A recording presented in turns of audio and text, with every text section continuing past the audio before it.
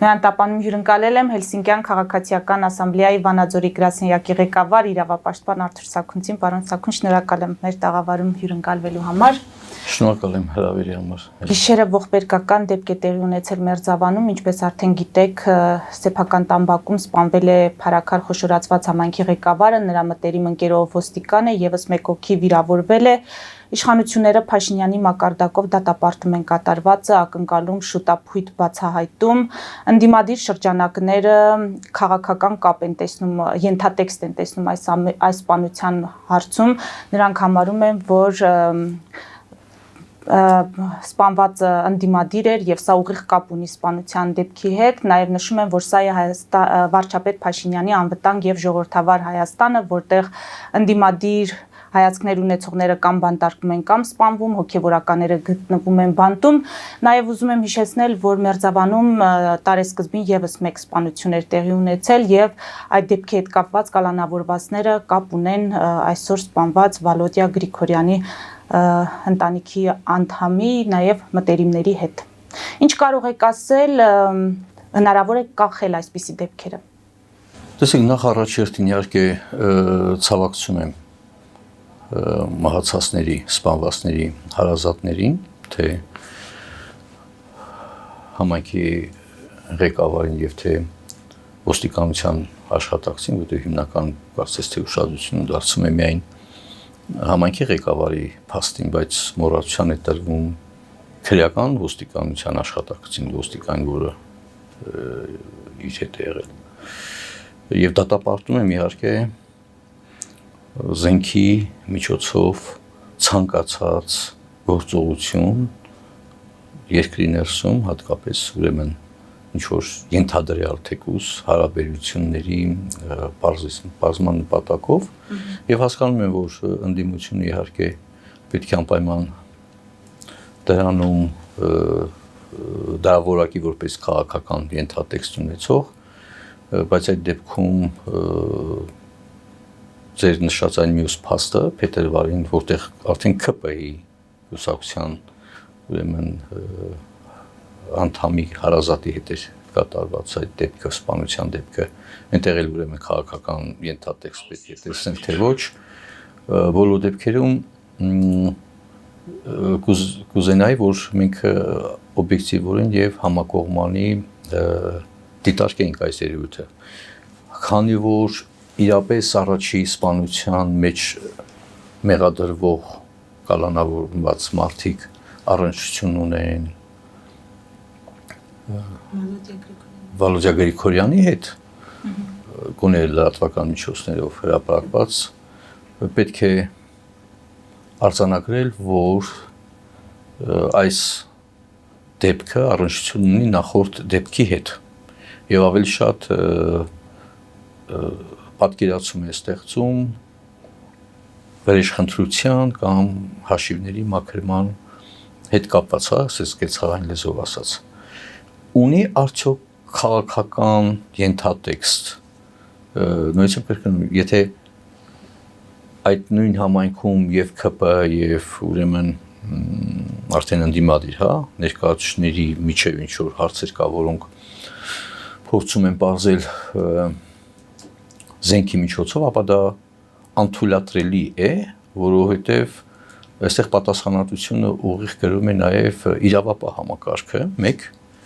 երկրորդը, որ ցավոք սրտի քաղաքական, եթե նույնիսկ այդպիսի բաներ կան, քաղաքական բնույթի հարաբերություններ կան, չնայած շատ դժվար է պատկերացնել տեղական մակարդակում, երբ որ կուսակցությունների չկայացվածության պարագայում, ասենք թե պատկերացնեն, որ քաղաքական գաղափարների բանավեճը հասնում է ուրեմն նման արճակատման, նույնիսկ կրկին շատ դժվար է պատկերացնել, բոլոր դեպքերում պահանջը միակն է, որ պետք է նախաքննության մարմինը օբյեկտիվ բազմակողմանի եւ լրիվ քննություն իրականացնի, պարզելու համար այս սպանության շարժառիթները։ Ես հատուկ ուշադրություն եմ ուզում դարձնել, որ եթե լիներ քաղաքական բացառապես, ապա ոստիկանին չպետք է ոչնչացնեին կամ վերացնեին քրեական ոստիկանության ներկայացուցիչ, իշխանության ներկայացուցիչ չէ։ Ի վերջո իրավապահ համակարգի ներկայացուցիչ։ եւ այդ ԶԼՄ-ներով տարածված տեղեկատվության համաձայն անձը, որը դիմակավորված եւ այլն, ինքը թիրախային եկել է, որտեղ դիմակավորված է, այսինքն պատրաստված է եղել եւ ըստ էության դիտարկել է ոստիկանին, քրեական ոստիկանին նույնպես ճանաչել է, որը նույնպես եմ կրկնում արդեն իրավապահ մարմնի ներկայացուցիչ, կարելի ասել իշխանության, հա, կառույցի ներկայացուցիչ, ոչ թե թիմի ներկայացուցիչ։ Բոլոր դեպքերում այդ շարժառիթը պետք է նախաքննությունը պարզի։ Ավելին, ես գտնում եմ, որ այն նախորդ սպանության հետ կապված հենց քննության արդյունավետություն ասեմ կամ օբյեկտիվություն ասեմ, որովհետև շատ կարևոր է բացահայտել առաջի սպանության շարժառիթները, հասկանալու համար թե որոնք են մոտիվները եղել եւ ինչքանով է հաշվի առնվել այդ մոտիվները քրեական իրավիճակի գնահատման տեսակետից եւ ինչ է արել իրավապահ մարմինները, ինչ են արել իրավապահ մարմինները կանխելու հնարավոր հետագա զարգացումները։ Սրանք հարցեր են, որոնք ուղղակի ուղղված են իրավապահ մարմնի տվյալ դեպքում քրեական ոստիկանության եւ ընդհանրապես այդտեղ ոստիկանության, հա, գործառույթներին, որտեղ քրեական իրավիճակի վերաբերյալ տվյալների հավաքագրում, գնահատում, կանխարգելիչ միջոցառումների ձեռնարկում, ի վերջո նաև հնարավոր այդ նման ենթադրյալ գործողությունները կանխատեսելու, հա, հետ կապված իրավապահ մարմինները ուղղակի անելիք ունեն։ Սա է պահանջը, որ եթե չարվի այդ ամեն ինչը, ապա կներեք այդ գնահատականների բացակայության պարագայում մենք կունենանք, ես վստահեցնում եմ ձեզ, կունենանք հաջորդ պատասխանը։ Այսինքն հիմա էլ նորից Վալուժա Գրիգորյանի մտերիմներն են հաշվի հաղթար տեսնելու արդեն նրա նկատմամբ կատարածների նկատմամբ կամ պատվիրատուների նկատմամբ,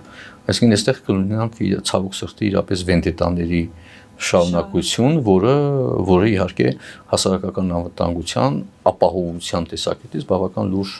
ուրեմն մարտահրավեր է եւ այստեղ իրավապահ համակարգը բավական թիվ 1 պատասխանատուն է այս իրավիճակում։ Եթե վենդետայի այդ հնարավոր վարկածը մի կողմ դնենք, այսպիսի սպանություններ առհասարակ որպես սպանություններ իրանք հնարավոր է կանխատեսել եւ դե նույնիսկ թե ուղիղ կապ ունի շարժառիթի Ես կարծում եմ, սա վարկած է իհարկե, ես կարծում եմ, որ նախորդ, քանի որ նույնիսկ կրկնեմ, ըստ լրատվական միջոցների, այն նախորդ փետրվարի 8-ին տեղի ունեցած սպանության մեջ ներգրաված մարդիկ եղել են Վալուժա Գրիգորյանի մտերիմները, մեկը մյուսի հետ տրամաբանական կապի մեջ են, այսպես ասեմ։ Իսկ հնարավոր է կանխել, այո, կարող է հնարավոր է կանխել, նույնիսկ եմ կրկնում, թե իրավապահ մարմինները աշխատեին։ Որովհետև ռիսկը Գիտեք համայնքային մակարդ եւ դա գիտեք ինչի հետևանք է սա ուրեմն մտածելակերպի, հա, եթե ուրեմն կատարվել է հանցագործություն, ապա ոչ թե իրավապահ համակարգին կամ օրենքի պետք է դիմել, այլ սեփական միջոցներով հաշվի հաղթար տեսնել, հա, այսինքն այստեղ եւ տարբեր ոչ թե իրավական մտածելակերպի, այլ հենց քրեական ենթամտածելակերպի հետ գործեր ունենք, երբ որ մարդը վերցնում է զենք եւ զենքով ալուծում հարցերը։ Այսինքն սա անթույլատրել է եւ պետության ուղղակի պատասխանատվությունն է այդ նման գործողությունները կանխելու, իսկ հնարավոր է, ես գտնում եմ, որ հաշվի առնելով Մերձավաններ, չէ, բնակավայրի անունը խոշորացած համայնքի հաշվի առնելով արդեն մեկ դեպք եղել է, այլ նշանակում քրեացին վիճակը բավական լուրջ մտահոգող է եւ պետք է դեր իրավապահ մարմինները լուրջ աշխատանք կատարեն։ Ամբողջ կուրիոզը նրանում է, կներեք, այս ամբողջ ողբերգության մեջ, որ սպանվածների մեկը քրեական ոստիկանության աշխատակից է։ Այսինքն քրեական ոստիկանության աշխատակիցը հենց այն իրավիճակի համապատասխանատու, որի հետևանքով նաեւ ցավոք սրտի նաեւ ինքն է զոհվում։ Պարոն Սաքունց, երեք առիթ եք ունեցել վարչապետ Փաշինյանի հետ ծավալուն կերպով քննարկել ժողովրդավարությանն առնչվող հարցեր Հայաստանում։ Հիմա նա ասում է Հայաստանում ժողովրդավարությունը շահագործվում է ինչքան ասես, բայց պաշտպանող չկա։ Իսկ դուք ձեր հերթին նշել եք, որ գործող սահմանադրությունը ժողովրդավարության երաշխիք չէ եւ շարունակում է 7 տարի գոյություն ունենալ։ Եթե ձեր այս դիտարկումը կապենք հնարավոր սահմանադրական փոփոխությունների հետ այն համատեքստում, որ փոփոխություններ անհրաժեշտ են, Փաշինյանը դրա հետ կապված նաև օրակարգ է մտցնում 4-րդ հանրապետություն ստեղծելու գաղափարը, ասում են հենց դա է փաթեթավորումը սահմանադրական փոփոխությունների, որոնք պետք է արվեն, ստացվում է, որ դուք կողմ եք այդ սահմանադրական փոփոխությունները անհրաժեշտ համարելով նաև 4-րդ հանրապետության ստեղծման գաղափարին։ Ընդհանրապես նախ ասեմ, որ երևի թե պետք է հիշեցնեմ, այս սահմանադրության 2015 թվականի սահմանադրության անթույլատրելիության, նրա պարտադրված լինելու, նրա պետության զավթումը սահմանադրության մակարդակով ամրագրված որպես սահմանադրություն որակումները մենք տվել են 2015 թվականին։ Այն ժամանակ բոլորին այլ իշխանություններ, այնպես որ ես չեմ մտնի եւ չեմ էլ ընդունում 4-րդ, 3-րդ եւ այլն այդ քաղաքական որակումների դաշտը, ինչ ուզում եմ որակում տան։ Մեզ համար շատ առաջնային կարևոր է, որպեսզի մենք ունենանք իրապես սահմանադրության առաջին հոդվածով, անփոփոխ հոդվածով ամրագրված ժողովրդավարական, իրավական, ինքնիշխան եւ սոցիալական պետություն, պետությունը երաշխավորող սահմանադրություն։ Եվ սա է, այսինքն մեր խորհրդի նիստում ընդհանրապես չէր քննարկում 4-րդ, 3-րդ եւ այլն։ Դա մի քիչ տարօրինակ կլեր, եթե նման քննարկումների մասնակցեի, ուզում եի ասել, թե որտեղ էին ընդհանրին ներկայացուցիչները, որ մենք այդ սահմանադրության փոփոխության մասին խոսում ենք, եւ ընդ որում դրա մասին խոսել ենք թե 2015-ին, թե 2016-ին, թե 17-ին, թե 18-ին, հա, այսինքն Թավշյա հեղափոխությունից հետո ամենաառաջին հարցերից մեկը օրակարգում եղել է այս սահմանադրության հայրատապ փոփոխությունը, որտեղ ինքը նորից գուցե կրկնվեմ, ամրագրում է քաղաքական կայուն մեծամասնության, այսինքն քաղաքական մեծամասնության բացարձակ իշխանությունը եւ այս այդ որակումը տվել են, որ ինքը բռնապետության երաշխավորող մոդելով, ուրեմն, այսինքն այդտեղ պարլամենտարիզմ, չգիտեմ, ժողովրդավարություն եւ այլն չի երաշխավորում այս սահմանադրությունը։ Սա նաեւ մի հարց է, որը այո, կարող է բնականորեն առաջանա, այսինքն մենք նույնն ենք հասկանում այս սահմանադրության փոփոխության կամ նոր սահմանադրության կոնտեքստը։ Դեռ որ սահմանադրական բարեփոխումների խորհրդում մենք քննարկում ենք ժողովրդավարական ինստիտուտների տեսակետից։ Օրինակի համար այսօր քննարկող թեմաներից մեկը պարլամենտի ինքնալուծարումը պարլամենտի կողմից։ Ոչ թե արհեստական, որ վարչապետը երկու անգամ չի ընտրվում ու լուծարվում արհեստական, հա, որ պարզ է պլանավորված, ասեմ, թե թատրոնային, հա, ներկայացում, այլ որ պարլամենտը ինքը իրեն լուծարելու լիազորությամբ օժտված լինի, ոչ թե միայն մեծամասնության։ Այստեղ դիսկուսիա գնում կամ օրինակի համար պարլամենտական վերահսկողության արդյունավետության ապահովման տեսակետից դիվանագիտական ներկայացուցիչների հաստատումը պարլամենտի կողմից կամ պարլամենտի կողմից կառավարության անդամներին անվստահության հայտնելու ինստիտուտը, որի շուրջը, այսինքն սա անունը հիմա ես չգիտեմ ով ինչ է անվանում, բայց ես մասնակցում եմ ժողովրդավարության եւ իրավական պետության ամրագրման դիրքերից, երաշխիքների ձևակերպման դիրքերից։ Այնպես որ եկեք սահմանադրությունը քաղաքական քարոզչության նյութ չի։ Բայց իշխանությունը այդպես է վերաբերվում։ Այդ արդեն իշխանության գործն է, եթե ձեր գնահատականը։ Ես տեսնում եմ սահմանադրական խորհրդի նիստում կամ կազմում իշխանության 4-րդ, 3-րդ եւ այլ այդ հարցերը չքննարկում։ Հիմա թե իրանք ինչ են քննարկում, ինչ չեն անում, ես չգիտեմ։ Բայց հենց որ լինի որ անվանենք սա 4-րդ հանրապետության սահմանադրություն, իհարկե ես պետք է ասեմ, որ ինչ բան է։ Ֆելիչե ժամանակակից ատամնաբուժական կլինիկա։ Այստեղ հարմարավետությունն ու խնամքն առաջնային են։ Այստեղ կիրառվում են ատամնաբուժական ամենաժամանակակից տեխնոլոգիաներ, ճշգրիտ ախտորոշում, արդյունավետ բուժում, նուրբ փորձառություն եւ անհատական մոտեցում։ Սկսած սովորական մանրուքներից մինչև առաջադեմ ընթացակարգեր, այստեղ դուք գտնվում եք բարձր որակավորում ունեցող եւ փորձառու ատամնաբուժական մասնագետների ձեռքերում։ Մեր բարեկամական եւ հյուրընկալ անձնակազմն այստեղ է յուրաքանչյուր այցը հաճելի դարձնելու համար։ Ֆելիչե, Ձեր առողջ եւ ամենաերջանիկ շփիտը սկսվում է այստեղից։ Եկեք եւ բացահայտեք նորարարության փորձագիտության եւ կարեկցանքի կատարյալ համադրությունը։ Երևան շիփինգ, սենսացիա ստեղ, հա։ Այո, ճիշտ եք եկել։ Սանդրոցներ Երևան ուղարկելը $2.99 օթանավով։ Այո, Իսկ եթե դոլար ուղարկես, դոլար ստանան։ այո, Իսկ որ տանեն տուն հասցնեն, էլի մի տոկոս, հա։ 2%։ Հրասը ծրի է, էլի։ Ժողովուրդ սենսացիա, ծրի է։ Նորթ Հոլիվուդ Գլենդել։ Ջակփաթ հագուստի խանութը երկրորդ մասնաճյուղն է բացել Գլենդելի սրտում, որտեղ կարող եք ձեռք բերել եվրոպական եւ ամերիկյան ընտիր հագուստեղեն, կոշկեղեն, աքսեսուարներ, պայուսակներ ամենահարմար արժեքներով։ Նաեւ կարող եք ցանկացած ապրանք պատվիրել եւ ձեռք բերել կարճ ժամանակում։ Ջակփաթի Գլենդելի հասցեն է 1135 North Pacific Avenue, հեռախոս 818 813 2252։ Ջակփաթ հագուստի լավագույն կենտրոնը Գլենդելում։ 60-ից ավելի ճանաչված եվրոպական բրենդների ինքնատիպ, չկրկնվող եւ մատչելի ընտրանին Fortuna Home and Country House խանութ սրահում։ Նորավոճ սպասք եւ կահույք հորեկա բնագավառի համար, տեքստիլ տնտեսական ապրանքներ, ամեն ինչ գեղեցիկ կյանքի համար։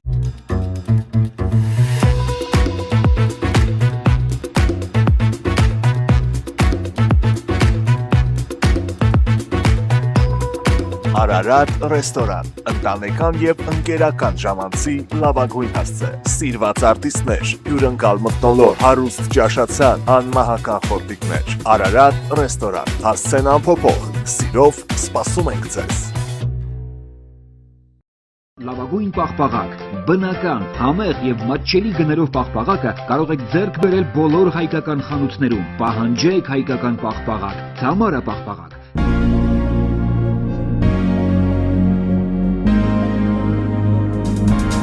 Տպագրեք ձեր գիրքը Նոյան տապան տպագրատանը, ինչպես նաև թերթեր, ամսագրեր, բուկլետներ եւ այլն։ Հասցեն քաղաք Երևան, Իսահակյան 28 առաջին հարկ։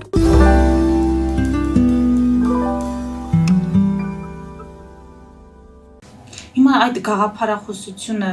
ասում են վտանգներ է պարունակում մեր երկրի համար։ 4-րդ հանրապետությունը հռչակելու այդ գաղափարախոսությունը, որը Փաշինյանը փորձել է հրամցնել հանրությանը։ Եթե դուք ուշադրություն դարձրել եք երեկվա ֆորումին, ես նաև մի ուրիշ հարց եմ բարձրացրել, որին ոչ մեկը չի բանանում։ Հարցերը բարձրացնելը կարևոր է, բայց արձագանք կա։ Նաև նշեք, թե ինչ հարցեր բարձրացնել։ Չէ, որտեղ հենց այդ է, որ քննարկման բանավեճի օրակարգում կարևորագույն խնդիրները աչքաթող են անում ու գնում է բանավեճը մեկը մյուսին քարկոծելու, մեկը մյուսից լավը վատը, հա, այդ տարբերակ օրինակի համար մենք տվել ենք քաղաքական գնահատական առաջին հանրապետությունից հետո կամ այն պատճառները, որոնք առաջին հանրապետությունը դադարեց գոյություն ունենալ եւ ինչի հետևանքով Չէ, ասում են սովետական բոլշևիկյան կարմիր բանակը եկավ ազատագրեց, բայց դա օկուպացիա է, մենք ունենք այդ բանը, եթե դու չունես այդ գնահատականը, ապա քեզ համար դա երկրորդ հանրապետությունն է, ես դրա մասին առաջինը չեմ ասում, ես ոնց կարող եմ եթե մնանք համարակալման տրամաբանության մեջ, ապա ուրեմն գոնե պետք է ասես, թե ոչ թե 4-րդ, այլ պետք է ասես գոնե երկրորդ կամ երրորդ լավ, որտեղ սովետական միությունը, այսինքն Պարագայում, որը իմպերիա էր,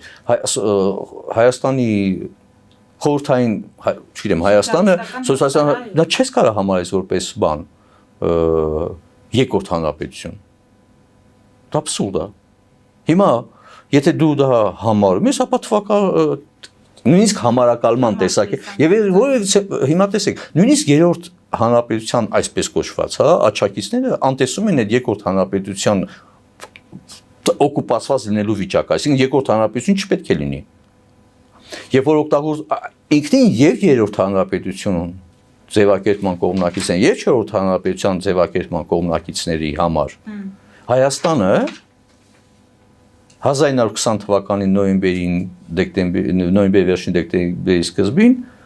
չի դադարել, չի օկուպացվել եւ ընդունում են որ լեգիտիմ է որ ասենք որ հանձինս խորհրդային Հայաստանի երկրորդ հանրապետությունն է եղել կներեք Երկուսն են սխալ են։ Հա, եւ սա է ամբողջ բանը տարօրինակը, երբ որ անգամ որտեղ բովանդակայինի մասին է խոսքը, ոչ թե համարակալման մեջ։ Համարակալում ամեն մի իշխանություն ինքը, գիտեք, այդ տպավորությունը, որ ամեն մի իշխանություն ինքը բերում է նոր սահմանադրություն, եւ դա է, այդ օրինաչափությունից պետք է դուրս գալ, որտեղ պետք է լինի ժողովրդավարական իշխանությունների տարանջատումը եւ փողզսփումը երաշխավորող սահմանադրություն, որը կերաշխավորի դատական իշխանության անկախությունը, որը չկա, եւ սահմանադրական երաշխիքները չկան, երաշխավորի որպեսզի պարլամենտական փոքրամասնությունը անտեսված չլինի, որովհետեւ եթե փոքրամասնությունը ընդդիմություն չի մասնակցում, պարլամենտը շարունակում է գործել, դա նշանակում է, որ պարլամենտում երաշխավորված չէ փոքրամասնության որոշիչ նշանակությունը, չէ՞։ Դա հենց տիպիկ օրինակ է, որ ասում է բացարձակ մեծամասնության բացարձակ իշխանություն։ Դա դիկտատուրա է, հասկանում եք ոնց է։ Սրա մասին չեն խոսում, ոչ չէ՞ որովհետև այս սահմանադրությունը այդ ձևով այդ երրորդ հանրապետության կոնցեպցիայի ջատագովները դրա կողմնակից են։ Իրենք ստեղծել են, հիմա տրտնջում են մեղմ ասած։ Բայց ես մի հատ հարց եմ տալիս։ Ինչի՞ չէ քաղաքական գնահատական, իրավական գնահատական տալիս խորհրդային ժամանակահատվածին, հո մենակ ստալինյան բռնաճնշումները չի։ Այդ ստալինյան բռնաճնշումները օդից չեն եկել։ Առաջի բռնաճնշումները եղել են բոլշևիկների իշխանության զավթումից հետո։ Երբ որ եկան Հայաստանները բռնազավթեցին, երբ որ եկան ուրեմն Վրաստանները բռնազավթեցին, չէ՞, վերջին հաշվով։ Օկուպացեցին Ադրբեջանի այդ տարածքը, ժամանակ դե Ադրբեջան հանրապետություն դեռ լավ ֆորմալ առումով էր, հա, ձևակերպված երիտթուրքերի կողմից, բայց սրա հետ կապված ոչ մեկը բանավիճ չունի։ Ու սկսում են համարակալման վրա բան արել, իրար հետ բանավիճել, կներեք։ Ավելին, հիմա դրան ավելացել է պարոն Սաքունտաև Ադրբեջանի նախագահի պահանջը, դա էլ են այս թեմային ավելացել։ Դա եմ ասում, ով ինչ է տեսնում բովանդակության տեսակետից, սահմանադրության նշանակության առումով, ոչ միայն ընդունման տեսակետից։ Դեռ այս պահին, որ սահմանադրական բարեփոխումների խորհրդի շրջանակներում մենք այդ քաղաքական բանավեճի կոնյունկտուրայի հարցերի հետ առնչություն չունենք։ Երբ որ կառաջվենք, այն ժամանակ իհարկե կստանան նաև իրենց համապատասխան վերաբերմունքը։ Պարոն Սաքունց, Թրամփը Ալիևին Նյու Յորքում ասում է հրաշք է գործել, շնորհակալություն է հայտնում Հայաստանի հետ խաղաղություն հաստատելու համար։ Սա նորմալ է։ Ընդհանրապես Թրամփի վերաբերմունքը Ալիևի նկատմամբ շատ քննարկվեց, այնտեղ օգոստոսի 8-ի այդ հանդիպման ընթացքում ոմանք ասացին Թրամփը հիացած է բռնապետ Ալիևով, որ նա ուժեղ տղա է Թրամփի աչքերում, որովհետև 22 տարի է ղեկավարում է, մյուսներն ասում են Թրամփը հեգնեց եւ դուք ճիշտ չեք հասկացել իմաստը։ Հիմա մենք ինչ հասկանանք այս ամենից։ Գիտեք, Իզուր Թրամփը հիանում է բռնապետ Պուտինով։ Դրա անտեսողները հիմա հաստատ խոսում են Թրամփը հիանում է բռնապետ Ալիևով։ Տեսեք ինչ եմ ասում։ Այսինքն խնդիրը ոչ թե որ բռնապետով է հիանում Թրամփը։ Խնդիրը հենց Թրամփի մեջ է։ Ես մեկնաբանեմ այդ մարդուն, որը առավոտը մի պահվածք ունի, կեսօրին մեկ պահվածք, երեկոյան մեկ, գիշերը եւ այլն, հա, դա ուղղակի անիմաստ զբաղմունք է։ Թրամփը ինքը թյուրիմացություն է, եւ դա իհարկե առաջի հերթին Միացյալ Նահանգների քաղաքացիների համար է, որտեղ ինքը մարտահրավ է, հրապարակային բացումից եմ ասել, ոնց կարելի է լրջորեն մեկնաբանել մարդը, որը լուրջ չի։ Ինքը լուրջ մարդ չի։ Հետևաբար նաև նրա վկայությամբ ձեռք բերված այդ համաձայնությունները լուրջ չեն կամ երաշխիք չեն անվտանգության։ Ամբողջ խնդիրը, չէ, տեսեք, ամբողջ խնդիրներն է, որ ի տարբերություն մեր նման պետությունների եւ ի տարբերություն թեկուզ նույն Ռուսաստանի Դաշնության, որտեղ Պուտինը ամբողջ Ռուսաստանն է, ինքն է այդտեղ որոշողը, Թրամփը եւ Միացյալ Նահանգները այնուամենայնիվ տարբեր հասկացություններ են, որտեղ դա այնուամենայնիվ կայացած ժողովրդավարական պետություն է, որի ժողովրդավարական ինստիտուտները հետևողականորեն քանդում է Թրամփը, բայց ի վերջո եկեք համաձայնվեք, որ ոչ թե համաձայնվեք, դա փաստ է, որ Միացյալ Նահանգներում արտաքին քաղաքականությունը միայն նախագահը չի որոշում, այլ սենատը։ Այսինքն իշխանության տարանջատման եւ փոխսպանությունը այնտեղ այնուամենայնիվ որոշիչ է։ Եվ այս առումով Թրամփի հետևում կա Միացյալ Նահանգների նման պետությունը, որի անունից իհարկե այս պահին հզոր թե տնտեսական, թե անվտանգային եւ թե ռազմական պոտենցիալով այդ ռեսուրսը կա եւ Ալիևը չի կարող հաշվի չնստի։ Բայց դա կլի Թրամփը թե Բայդենը թե ով, ու կապ չունի, հասկանում եք ոնց է։ Այսինքն այստեղ գործ ունենք ոչ թե իհարկե շատ էական է այդ մարդու պահվածքի կանխատեսելիությունը իրավիճակի վրա, եւ որտեղ մենք տեսնում ենք Ուկրաինայի դեմ ագրեսիայի պարագայում ոնց էր Պուտինին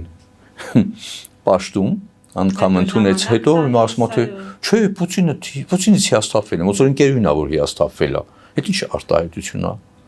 Պուտինը եղել է ագրեսոր էլ կա։ Ուղղակի դու ես հիմա տեսել ես որ քեզ բանի տեղ չի դնում, հիմա որոշեցիր հիասթափես, հա։ Չգիտեմ, ուզում ասեմ մի դեպքում այնտեղ մեկ այլ տարբերակ է։ Կարող է Պուտինը իրան թույլ տա իր պոտենցիալով եւ այլն այդպես պահի, բայց Ալիևը չի կարող իրան թույլ տա այդպես պահի Միացյալ Նահանգների հետ եւ նույնիսկ կրկնում անկախանուն այդ նախագահի ինչա։ Երբ որ հրավիրում են կամ բանն անում։ Իսկ այդ ռևերանսները լավ տղայական բան դեպի լսել ենք, իր համար լավ տղային բանն է։ Կովբոյն է, հա, ամերիկյան կովբոյի տեսակետից, որը լավ բիզնես է անում։ Դուք չեք լսել, չէ, այդ մարդու բերանից ժողովրդավարություն, մարդու իրավունք, չեք լսել։ Գործարք ապրեք, ինքը բիզնեսմեն է։ Ինքը բիզնեսի բանն է։ Սա մեզ համար նույնիսկ եմ կրկնում, իհարկե ռեալ պոլիտիկի տեսակետից հնարավորությունը կա եւ պետք է օգտագործել, դա абսուրդ բան կլինի, չէ, չօգտագործել կամ չկիրառել։ Եվ երևի թե այդ իր էգոին բավարարելու համար են այս մեղրիով անցնող ճանապարհ անվանել թրիփ, Թրամփի անվան ճանապարհ, որ ինքը ոգևորվի, որովհետև այդ մարդը իրապես բանը նարցիսիզմով է տա։ Հիմա դե եթե այդ նարցիսիզմը օգտակար է ինչ-որ բանով, հա, պետք է անել, իհարկե, նույնիսկ եմ կրկնում, բայց ես անձամբ իհարկե չեմ վստահ չեմ, որ վաղը չմյուսօրը ինքը չհիասթափվի, օրինակ իմ Ալիևից։ Եվ բայց կներեք Ալիևից, եթե ինքը այդպեսի արտահայտություն անի, եթե Պուտինի համար Թրամփի հիասթափվելը զրո արժեք ունի,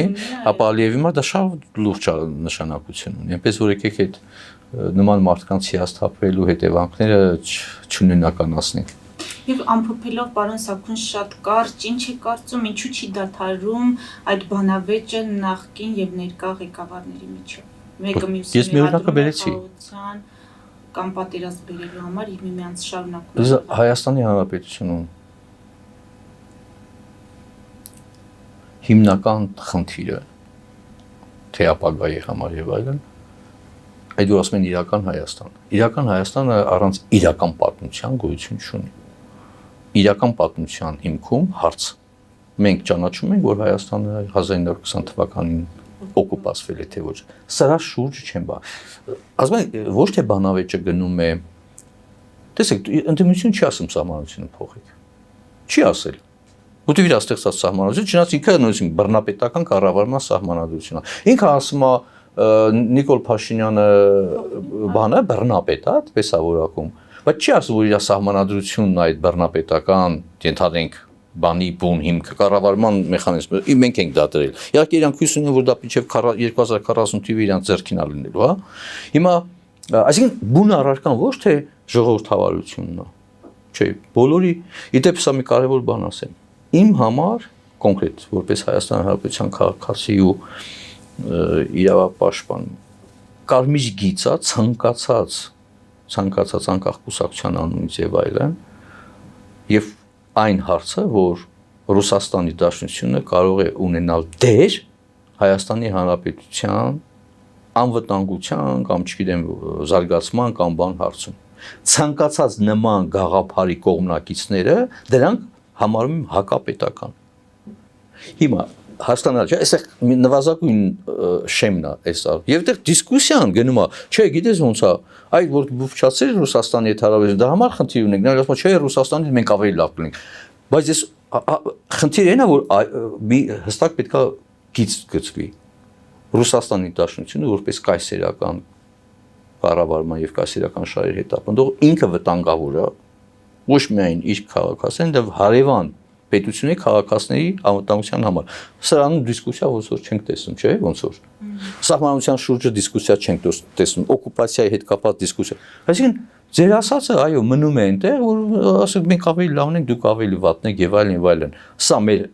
Հայաստանի կենսական նշանակության հարցերի համար նշանակությունը իհարկե չէ։ Այս պատկերում որոշակի քայլեր, ասենք որ ռուս սահմանապահներին հեռացնում են Զվարթնոցից, որ ժամանակ պետք է հեռացնեն հայ-իրանական եւ հայ-թուրքական սահմանից, առևտրի բալանսը, այսինքն տնտեսական կապվածությունը փոխվի, որ ամբողջությամբ չլինի ԵԱՏՄ-ի շրջանակներում, սրանք քայլեր են, թեկուզ վախը խորած, հա, կամ քիչ եւ այլն,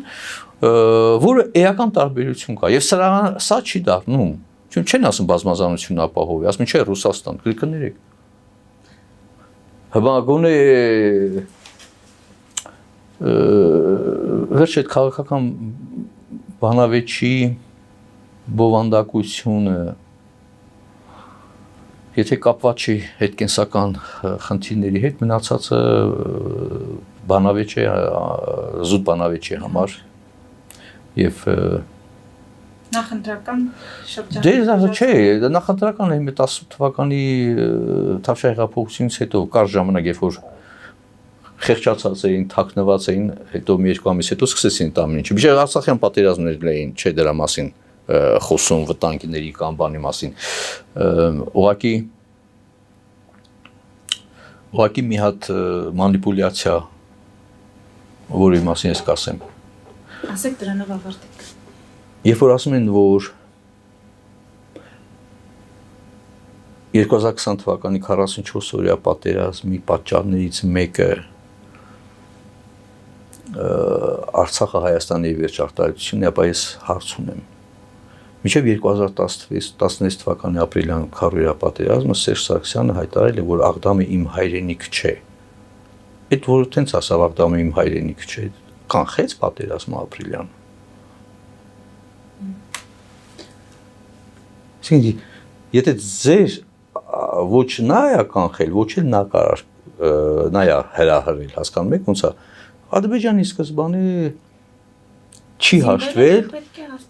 նա չի էլ հաշտվել, որ պետք է ուրեմն Լեռնային Ղարաբաղում հայեր ապրեն եւ Լեռնային Ղարաբաղը անջատվի։ Սա է ամբողջ եւ այդ ցավոք սրտի այդ հարցում իրապես Հայաստանը որևէ եւ Լեռնային Ղարաբաղը իհարկե որևէ աջակցություն չուներ։ Շնորհակալ։ Մեզ դիտողներին հիշեցնեմ, որ զրուցում է Հելսինկյան քաղաքացիական ասամբլեայի Վանաձորի գրասենյակի ղեկավար իրավապաշտպան Արթուր Սաքունցի հետ։ Մեր ուղիղ եթերները կարող եք դիտել Patreon-ում, նաև այդ հարթակում աջակցել մեզ էկրանին երևացող QR կոդով։